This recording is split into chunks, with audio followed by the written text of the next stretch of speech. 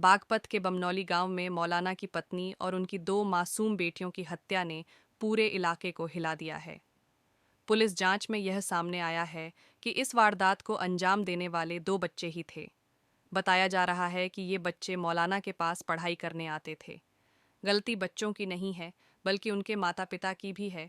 उन्हें किस तरह की शिक्षा दी जा रही थी? यह सवाल अब पूरे समाज के सामने खड़ा हो गया है। क्या हो रहा है मुस्लिम समाज को? बच्चों में इतना गुस्सा क्यों आ रहा है? गलती बच्चों की नहीं है, बल्कि उनके माता-पिता की भी है। उन्हें किस तरह की शिक्षा दी जा रही है? Crime reporter Afzal Mirza Khatauli. दिनांक 11 अक्टूबर 2025 को थाना दोगट अंतर्गत ग्राम गांगनौली में सूचना मिली कि एक मस्जिद जिसके ऊपर एक कमरे पर मस्जिद के मुफ्ती साहब अपने पत्नी और 2 बच्चों के साथ रहते थे और मुफ्ती कहीं किसी काम से बाहर गए हुए थे, तो वहाँ पर उनकी पत्नी और दोनों बच्चों का शव मिला।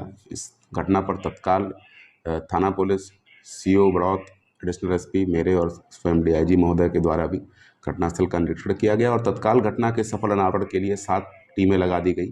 फील्ड यूनिट के द्वारा भी मौके से आवश्यक फिंगरप्रिंट्स और डीएनए साक्ष्य उठाए गए और लगातार जो 7 टीमें थी उन्होंने बड़े कम अवधि के अंदर वीडियोज़ को देख के 2 संदिग्धों को चिन्हित किया और जिनसे जब पूछताछ की गई तो ज्ञात हुआ कि ये दोनों बच्चे जो बाल अपचारी हैं, ये उसी मस्जिद के नीचे मौलवी से तालीम हासिल करते थे और मौलवी इनकी अक्सर पिटाई कर देता था, जिसके कारण क्षुब्ध होकर इन्होंने इस घटना को की योजना बनाई और ये घटना कारित की।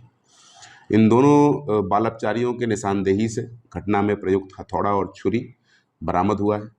जानकारी में ये आया कि कल यानी दिनांक 10 अक्टूबर को इनमें से एक बाल अपचारी के साथ मुफ्ती ने पिटाई की थी और जिसके कारण उसने अपने दूसरे साथी को साथ लेके ये पूरी योजना बनाई और आज जब मुफ्ती किसी काम से बाहर गए हुए थे और उनका परिवार अपने कमरे में सो रहा था दोपहर 1 बजे के आसपास, तब इन्होंने इस घटना को अंजाम दिया और अंजाम देने के बाद वहाँ से वो फरार हो गए।